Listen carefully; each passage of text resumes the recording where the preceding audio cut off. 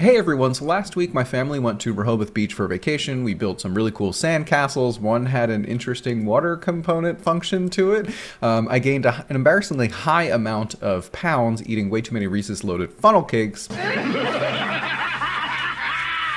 But we had a great time. The cool part about this was every morning I would go for a run on the boardwalk, and when I could see the sunrise, I would take a few pictures of it. Now, if you're an art history buff, you probably already recognize the piece that I'm going to talk about in this video. I felt like I was right next to Claude Monet when he was painting Impression Sunrise. It was painted in 1872, and there's an optical illusion going on that has been around for hundreds of years with artists, where if you were to stare at the sun in person, it might feel like it's pulsating, meaning the sun is disappearing and reappearing quickly. And we haven't been able to explain this until recently with biological research. Yay, science! It's called the Troxler fading effect. And what's happening is when we perceive objects, we perceive it using two completely different receptors in our brain.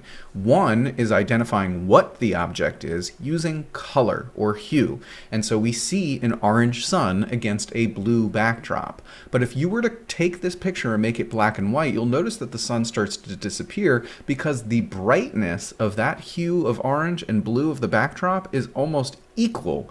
So what's happening is the location is based off of luminescence or brightness. And these receptors are as different as hearing and seeing, meaning I can perceive what an object is with color, but a very different part of my brain is perceiving where it is using brightness.